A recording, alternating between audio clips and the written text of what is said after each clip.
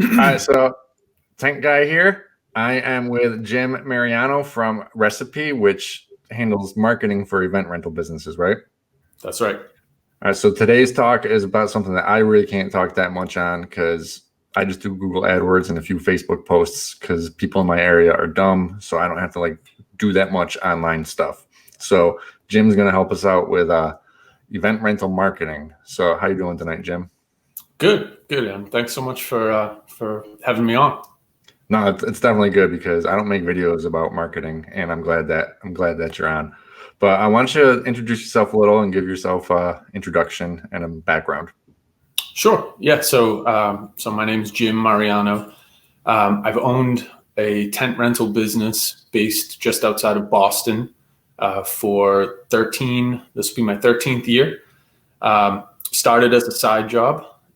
Right out of college, I worked for a tech company, a startup company that ended up going public, and got a really great background in digital marketing, learning from, CMOs of publicly traded companies and guys who are brilliant marketers. So I got really lucky to get a really solid background in digital marketing. And right out of school, I knew I wanted to start a rental business. So I was able to really quickly take what I was learning in my software world and apply it to the tent world. And 13 years later, the tent business is doing well. And I started helping friends and colleagues and, help my buddies in the industry with their marketing or their website. And thought, this probably is a service. So that's sort of the background. So I am a rental guy, which is why I feel comfortable, in the space, but did, almost 10 years for a software company called Constant Contact. So that's where the background in marketing comes from. Cool. All right. So like I said, I don't know much about marketing and people ask me quite a bit. So why don't we just start in the beginning? Like someone just calls you. What is something that people can do? Well, so first of all, give yourself some credit because I actually did my homework before this and I did a little research on your company and had a few. We can use your business as an example of some good and maybe some opportunities. So, Okay. So first off, the first thing I noticed when I Googled your business, awesome reviews. So not only good reviews, but plenty of them. Right. And I think that's massively important, and it's free. So at the very least, if you have a business, even if you don't have a website, which I don't recommend, and we can get into that, but there's got to be some way to tell the world that you are legitimate, that you take care of your customers, and those reviews are the best way to do it. And I saw that you've got good reviews and a good number of them. So bravo. So that was thing one. Then after the first blush of who is this guy and is this company legitimate, then we go to the website, and I did notice your site isn't mobile responsive. So that's an opportunity. Yeah, I know. So my site, my friend paid like $10,000-$12,000 to get a site made. And then he told me about this lady, and I was like, I just want a site that looks like his. So she basically just copied his site, changed some colors and stuff, and gave it to me for $3,000. Then I made another company, and I was like, just make another copy, but with new pictures and new color scheme. And then I got that one for $600. So yeah, my site's not mobile, but it was cheap. But yeah, I understand.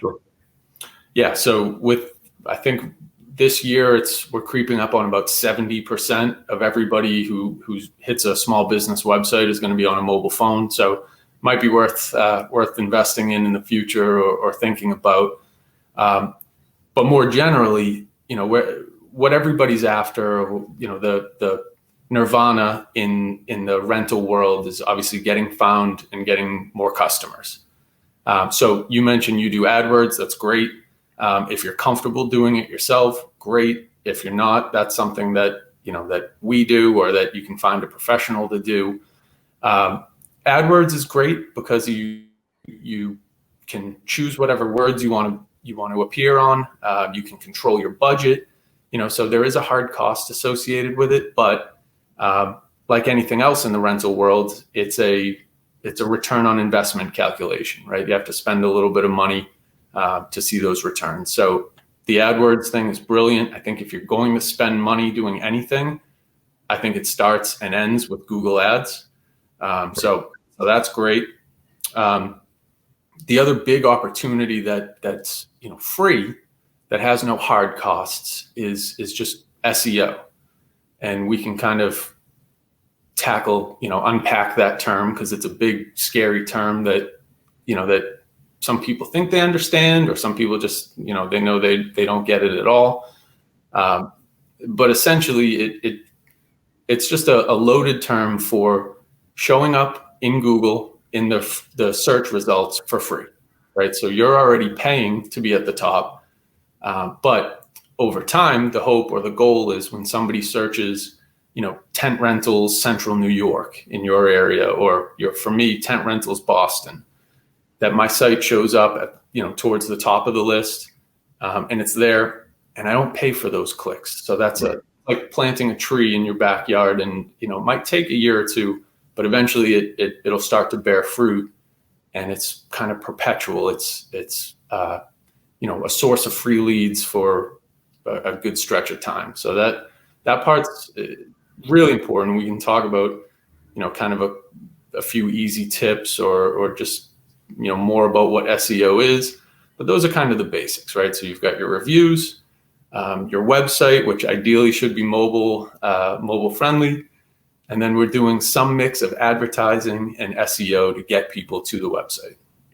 Okay. And how do you feel about like Facebook and Instagram and paid Facebook boosts or Instagram boosts or things like that?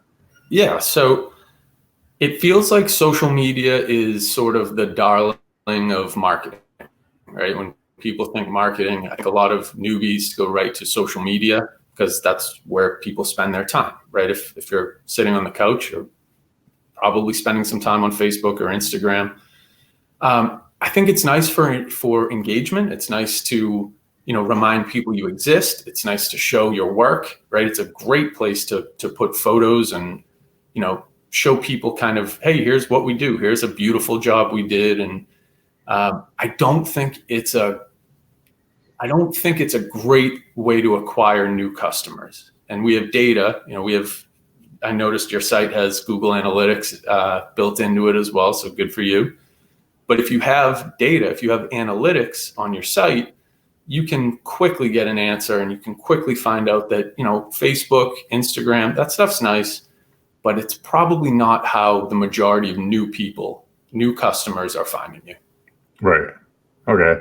And it is free, so you can, as long as you have you do enough on there, it gets around. The only thing I use Facebook for, like, if I get a brand new item, I might put a $20 boost on that. That's it. But I'm not consistently advertising it.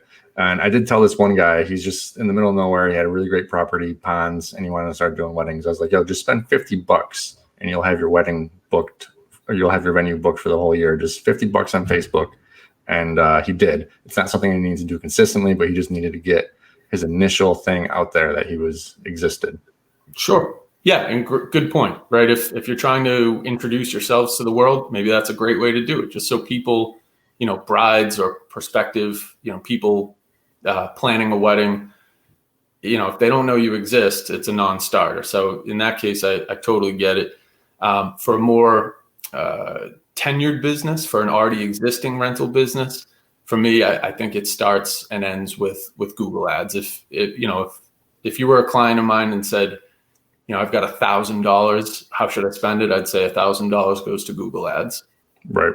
So one consistent thing I tell people is when they're starting is to immediately start your Google Places thing, right? You gotta get, because that's free, and that's the thing when you search for things and like 4 things pop up in the map and whatever. Like, they need to do that basically when they come up with their name, so that they can start being on Google, or searchable.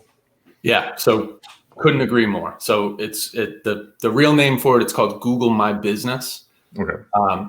But yeah, whenever you search for anything that Google realizes is probably a local search, so restaurants near me, or whatever. I don't know.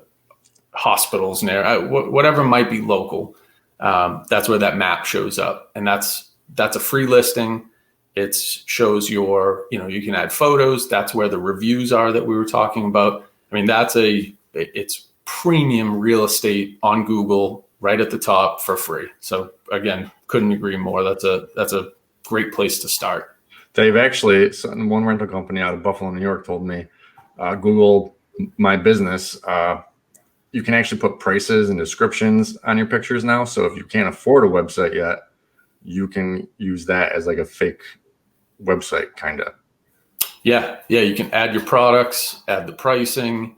They're even doing things like offers now. If you wanted to do like an offer or a special, if you had a package, or if you had a light weekend coming up and you were trying to book, fill a few open spots, you could run a special and promote it right through there. So Google's doing a little bit more with that property, but there's a lot you can do with your listing completely for free.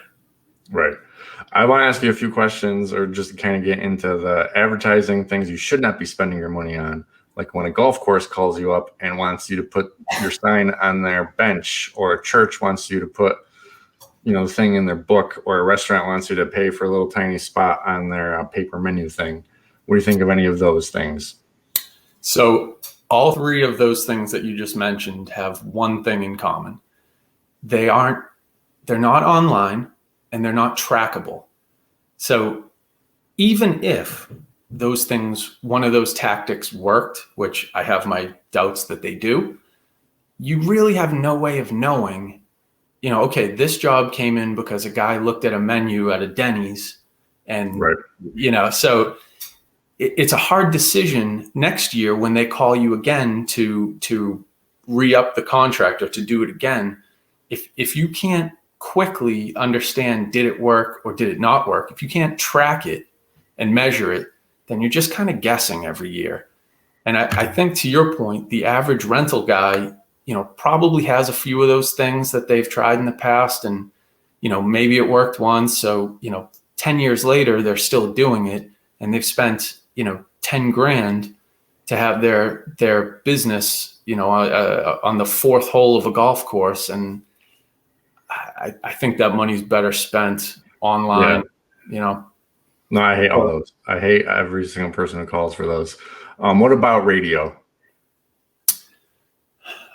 Again, so this is a good topic to quickly kind of get into. So with radio, so there's kind of two types of marketing, if you want to put it into two big old buckets, right? One is raising awareness of the fact that you exist. And, radio might be a good way to do that. But if you think about who's listening to the radio, right? So let's say that 1,000 people are listening to the radio when your ad comes on. What are the odds that, what's the number of listeners who are currently in the market for your services, right? So, okay, of those 1,000, how many have an event planned? Maybe a handful. And they're going to remember your brand, and when they get home, go run to their, or jump on their phone and go look you up. You're pushing your message onto hundreds and thousands of people who probably aren't in the market for your service. Right. So target. Yeah. So that's kind of raising awareness of your business, or the fact that you exist. The other sort of form of marketing is capturing already existing demand. And we know, being in this business, there's plenty of demand for our services, and we're just trying to show up when people ring the doorbell. Okay. I like that.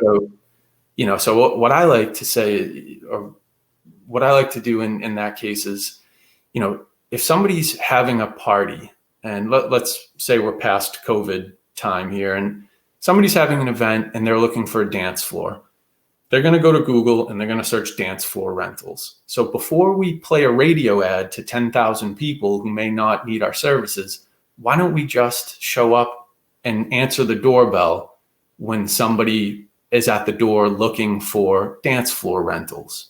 Right. So it's way more cost effective. It's way more efficient. You can control what terms what terms you want to show up for. So I'm sure it's the same for your business where, May and June, you're slammed and tents are flying, and you certainly don't need to advertise tents. But then July, maybe it gets a little slow and we want to advertise on tent rentals, or maybe it doesn't. And tents are always screaming, but we could try advertising for those other things that stay in the garage that don't go out every week. Right. So for my business, I'm in a great spot, with my marketing background. So I get more leads than I could ever handle. So what I use for Google Ads for is getting those other things out, right? So dance floors, wedding arches, table and chair jobs, those things that you wish you could do more of, but you're kind of just waiting for, somebody to ask, hey, do you have a dance floor?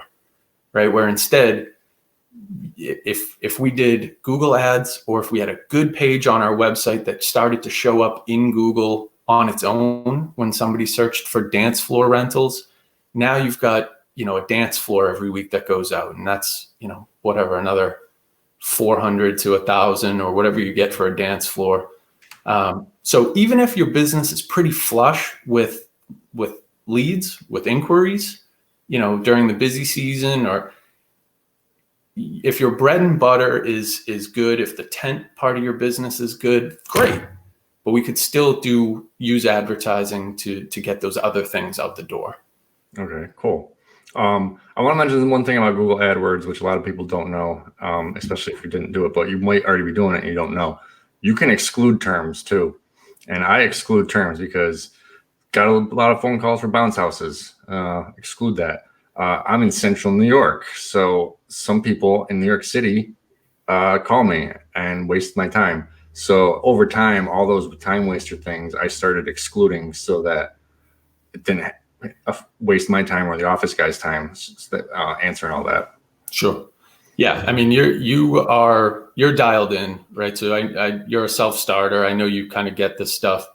But to your point, that's the other great part about Google Ads is it's so customizable. It's so refinable where you can say, hey, only show my ads to people who are within, a 30-mile radius of me.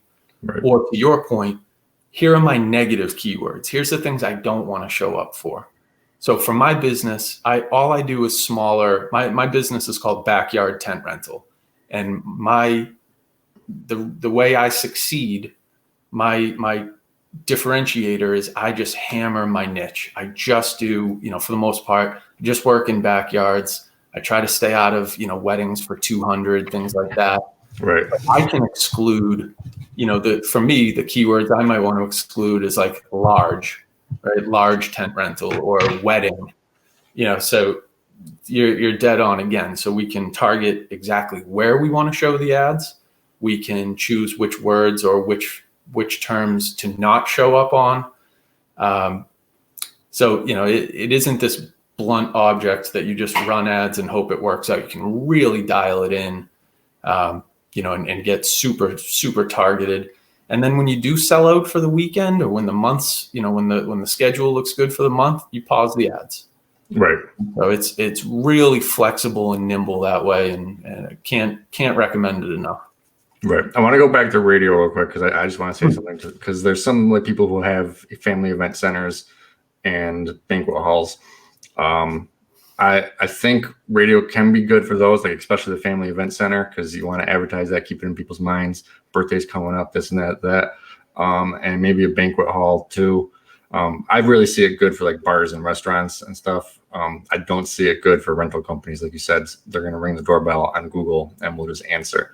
But I just wanted to drop that because there's some people who aren't only rental people that watch. Yeah, and well said. So I think the difference in those situations is we have one shot, right? We have people having an event. They go to Google looking for something or they have a need, and we have one shot to acquire them. A bar, a restaurant, even an event center, those folks, it might make sense that somebody hears that they exist 5, 6, 7 times because maybe you have more than one shot, right? If it's a local restaurant, every day is a chance to have somebody walk through that door. So I don't disagree that radio may have its purpose. I don't know that it's ideal for a rental business, No, it's but not. but for small business, other types of small business, sure.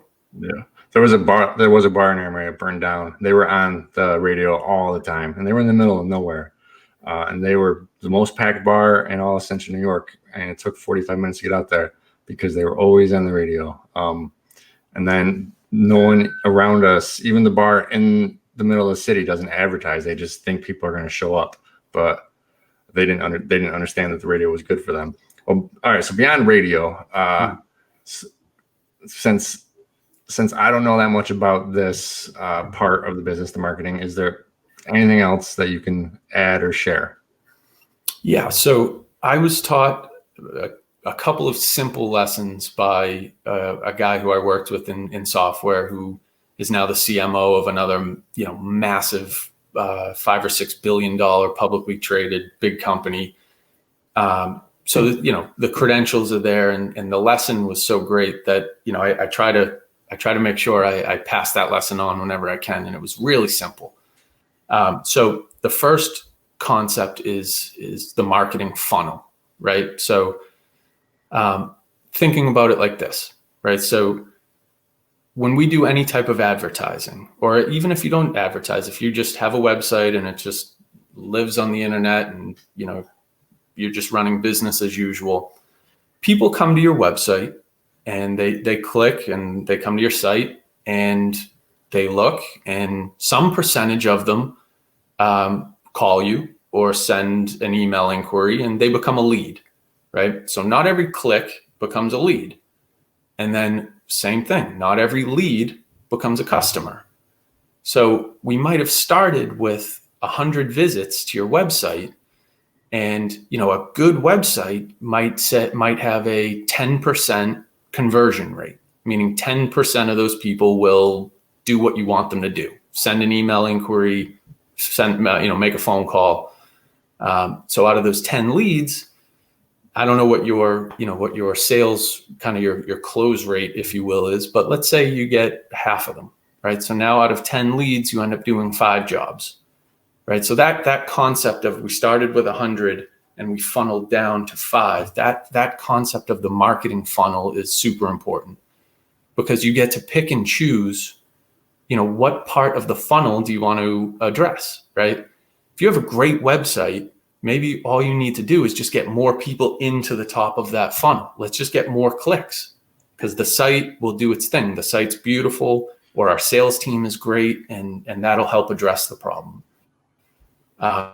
Alternatively, maybe in your case, for your website, you might be getting a ton of clicks, but then they get to the site and it's not mobile responsive, or it just doesn't look attractive. Not saying that about yours, but for any number of reasons, your site might have a low conversion rate. And now out of that same 100 people, maybe only 3 of them send you an inquiry or become a lead.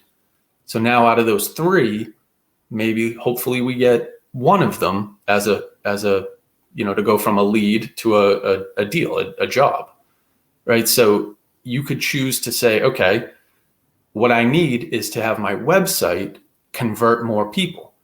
And we can do that by either, updating the website, or in your case, I think one of my biggest tips that I have that you hit out of the park again, one of the best things you can do to get more leads is put the prices on the site. Right. I can't for the life of me understand when, especially tent rental business or businesses like ours, where for the most part, the prices are pretty fixed, right? Maybe there's some things that need to be fine-tuned, or there's a delivery charge to be discussed, but without having the pricing on the site, the customer on the other end, is sort of like, all right, now I have to call them up or send them an inquiry, and now you're putting more work on your own plate, right? So now every single inquiry, takes either 2 or 3 email exchanges or a 20-minute phone call, where instead your website could have answered that question without you for free in seconds. Right. Well, on top of the prices, if someone keeps calling, if not someone, if people keep calling and say, how many cans does this hold? Like for a certain, cooler, or how big is this table, or whatever. If that is a question that's getting asked all the time, just put it right next to the name or under the name of the item so that you can avoid having to pay your employee, your office people, to have to answer that question over and over and over. The same question. So that's another great way to think about your website, right? So it's not just, maybe its sole purpose isn't just to acquire more customers. I like to think of the site as, it's a member of the sales team, or it's a member of the office team. Like, it can answer that same question that everybody's going to ask, right? For me, it's even as simple as, my business, I sell out pretty quickly. And when I'm booked, I can in 3 minutes, I can do it on my phone while I'm driving. I can put up a banner on the top of the site that says, look, we're sold out for all of June. So now I'm not just getting countless repeat phone calls and emails. And then when you don't respond to the email, they send a phone call to follow up. And so your website, aside from just, doing marketing or getting more customers, it's a business tool for a few other reasons, that you just mentioned: time savings, answering repetitive questions. So that was another great point by you, that let the machine do the work, right? Let the site do the heavy lifting so you don't have to. Right. And then this has nothing to do with marketing, but it just made me think of it. If you have a cooler that holds 150 cans, it's on your website, and the people didn't see that, and then they get the quote, also somewhere on the quote, say that cooler holds 150 cans, so that they don't have to call you back and say, how many cans does this hold, or whatever. But all right, so I kind of got sidetracked. We were on the funnel where we wanted to focus on, and then we got sidetracked a little. Yeah, no. So the funnel piece, I think we understand. It's okay. Are we getting more folks into the top of the funnel, or are we making sure that the funnel isn't squeezing too many people out? So that concept of the marketing funnel is worth thinking about. Then the other part is this. Think about it, or if you can visualize a balance beam. So on one side, or almost like a seesaw, right? On one side of the seesaw are free leads, right? Those are people who find you on Google My Business, or they're repeat customers, or they're referrals, or whatever they might be. They're business that you acquired for free. On the other side of that balance beam are the jobs and the customers and the leads that we paid for, so that we're using Google ads for, or radio, or Facebook, whatever, maybe all of them. What I want people to think about is, as long as in the end that balance beam of, free leads and paid leads, as long as we understand on average what our cost of acquisition is to acquire a customer, that's super critically important as well, right? So I would hate to have a client spending $300 to get a $500 customer. Right. So this concept of the more free leads we get, the more we can pay for advertising and not have it dilute or not have it water down our margins. So, keeping that in mind, that while advertising, it sounds like you've got a pretty good handle on Google ads, for some people, if their website isn't great, or, if their service isn't that great, if all they had, if their only source of business was through Google, they're giving up a huge chunk of their margins. So before I even go out the door, I've spent $200 to get this customer, and it's only a $600 job. So what am I ever going to get this business figured out? Are the margins too tight, or do I have to go up in price, which makes me uncompetitive? Right. So so this concept of, you always want to get more, but we want to keep that more, keep more customers, keep that cost in control. So if I get 200 customers from free sources, from referrals, repeat business, free SEO, it really helps me stomach the costs of doing Google ads, right? As long as in the end, my cost of acquisition, when I balance those things out, I think I pay maybe, I don't know, $10 to acquire on average a $600 customer, which is great. Right. So keeping that in mind, if you're thinking about marketing, if you're thinking about advertising, it's a good thing. It probably can't be the only thing. It needs to be balanced out with those other free sources. Right. Right. And everyone's at, just quickly while we're on this topic, the golden goose is new customers, right? Everybody needs new customers, but I think people really, really neglect the power of their customer list. They're already existing customers, right? So now these are people who, you've already been to their venue, or you've already been to their yard. You know them. They trust you. You trust them. You know the tent is going to fit, or you know that they're not going to be nightmares to work with. So that repeat customer business is massively important. And I think the average, tent guy or rental guy out there just hopes that people repeat. And rather than hoping, you can be proactive about it, right? The easiest thing you can do, I mentioned I worked, my first job for years was at a company called Constant Contact, and they do email marketing. So they help small businesses be able to create and send email campaigns to their customers. So it's something I do for my business, and I only send like 3 emails a year, right? So this isn't a weekly thing. It's not spam. You're not constantly pounding people with marketing messages, but I send 3. I send one maybe in February to all my repeat customers saying, hey, we're going to sell out fast. We're going to book up. So if you have an event on the calendar, or if you have friends who are having a party, get in touch now, because we'd rather work for you than somebody new. Okay. So it's win-win. So I send 1 email in the beginning of the year. I might send 1 in July, if there's a little lull, or if I want to, like you said, maybe promote, send out a new product announcement, like, hey, we have farm tables now, check these out. And then another one of my bread and butter kind of moments or tips for people out there, I send one just before Thanksgiving, maybe a month before Thanksgiving, where the tent season is winding down and Thanksgiving's coming up. I send out an email saying, hey, make sure you have, do you need extra seating for grandma for Thanksgiving?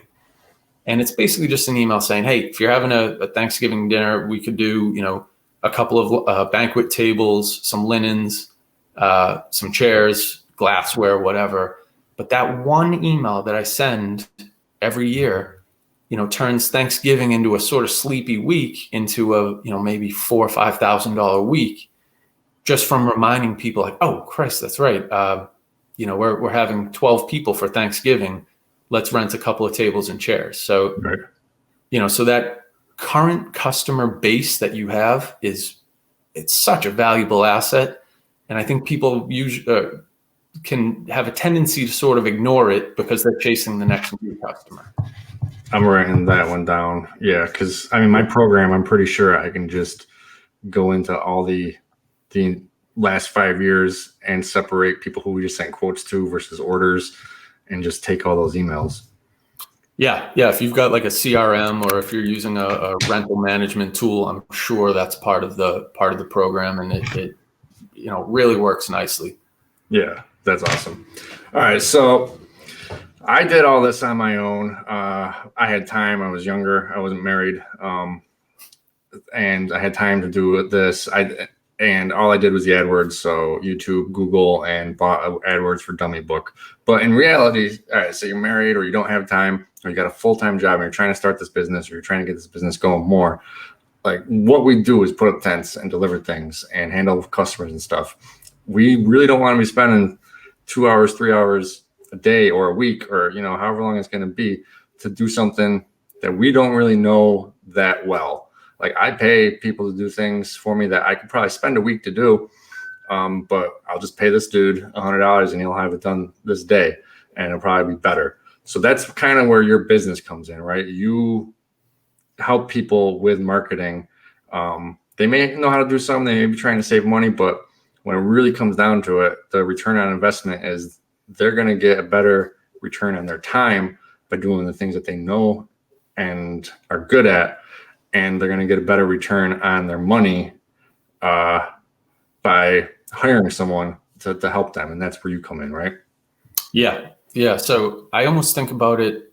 Today I was doing some things, trying to be a little proactive for my own rental business. And I was out trying to find a new service, a new dry cleaning service for my linens. And I was thinking about it and like, this is not something I'm going to do on my own. I'm not going to do, 100 linens every week. I'm going to pay somebody to do it. I'm going to be thrilled that I paid somebody to do it. And in a similar fashion, that's, if marketing isn't your thing, then pay somebody to do it. And I think the hesitancy is there's a lot of, there's plenty of marketing experts out there.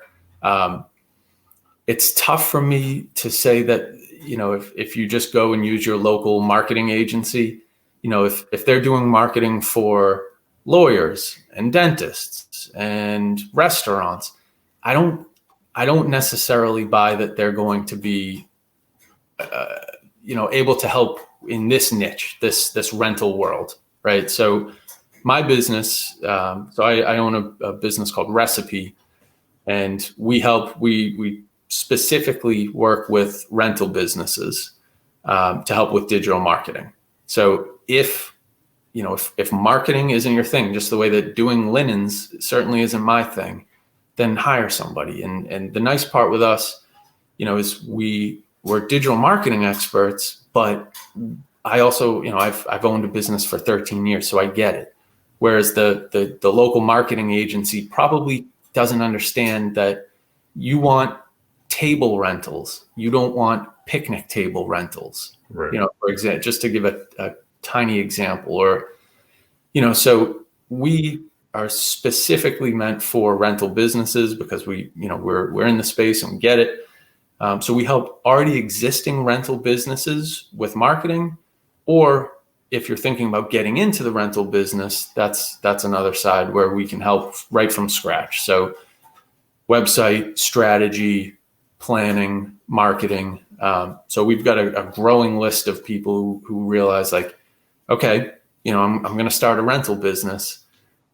It would be really valuable to have, sort of a consultant or a Sherpa, if you will, like somebody just, kind of helping plow the way ahead. Right.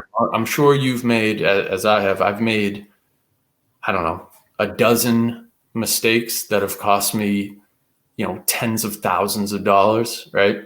Yeah. You buy the wrong equipment.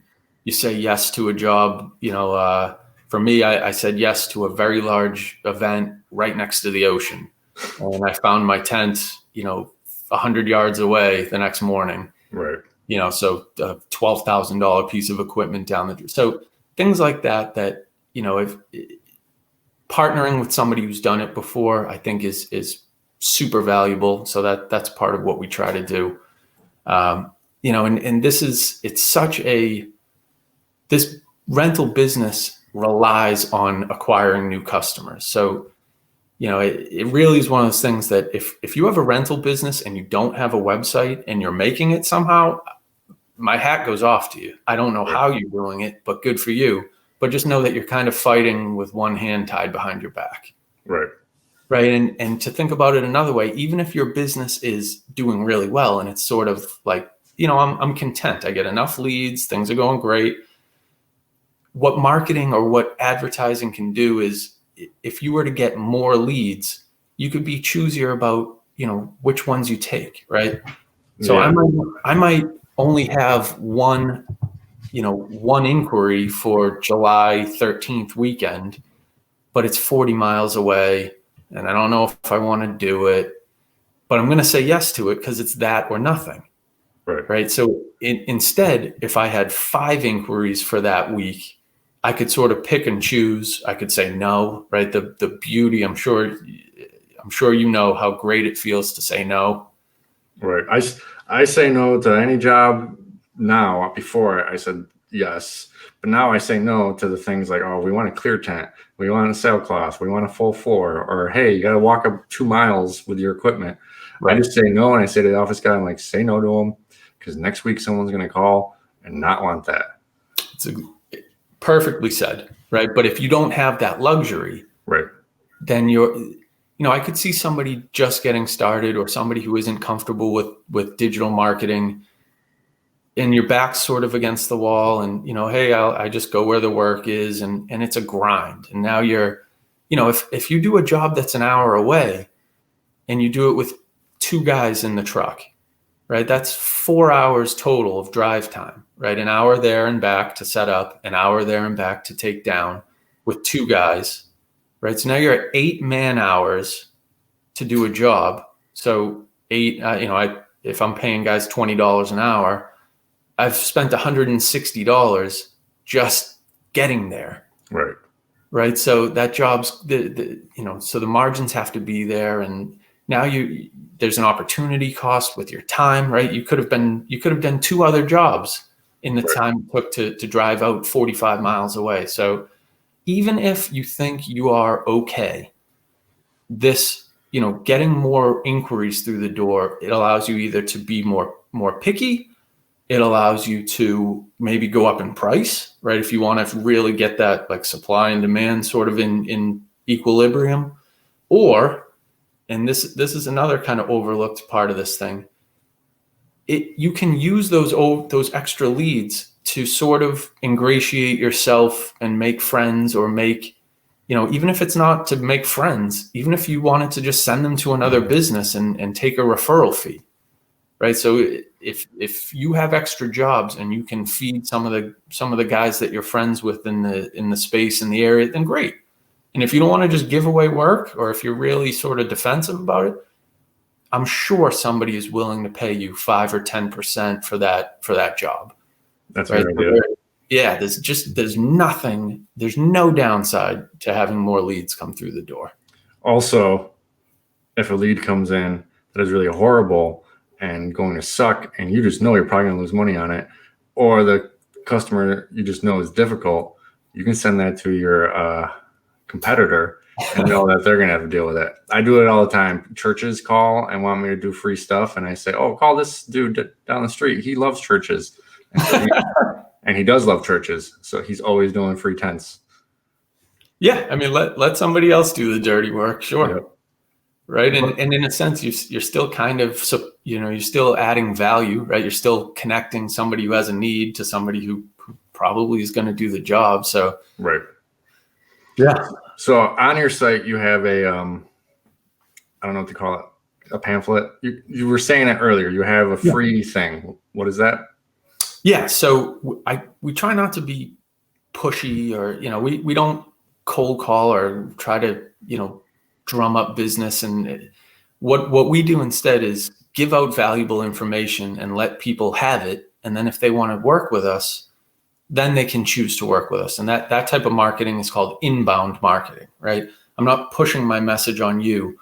You're coming into me. I'm trying to give you something for free. And then if you come back, great. So if you want to check out, my website is called Recipe, RECIPI, recipe.com. And on the site for free with 0 strings attached, and we're not going to hound you or torment you or anything. We crafted a rental business marketing guide. So a lot of the stuff that we covered today can be seen in this guide. It's a PDF. It gets emailed right to you. So when you have some time, you can go through it and think, am I doing all the things that I can be doing for the business? So totally free. I try to give a little bit of free information on the site about some of the stuff we talked about: advertising, SEO, email marketing, some of these things. So the hope is it's a resource. You go have at it. And then if you want to work with us, great, we're here. But cold calling people and doing that stuff doesn't excite me. Right. Cool. All right. So I'm going to link your website in the description. Also, when you go and talk to Jim, drop my name that you saw him on here. We're going to have him on the next Tuesday Tent Talk so that everyone can submit questions. It'll be comments on the side that Jim can answer that I can't. Because like I said, I don't know this marketing stuff. But I implore everyone to go check out his website, get that free marketing tool, and drop the tent guy or Adam or the ugly bald dude. Just say that you saw him here, and make sure you tune in on Tuesday with questions, because I'm sure there's a lot of follow-up questions. But anyways, thank you for being on today, Jim. Adam, I sincerely appreciate it, and I just got to stop you for a second. So give yourself some credit, right? I found you. You want to talk about advertising or marketing? I found you. You dominate YouTube when I search for tent rental business related things, right? So you're doing your own form of inbound marketing, if you will. And I know this, this is, you're doing this because you enjoy it, but you're doing well too, man. I saw 3,000 subscribers. So, I give yourself more credit than that. So I appreciate you having me.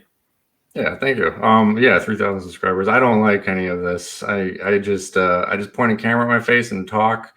I don't go out trying to find advertisers or money.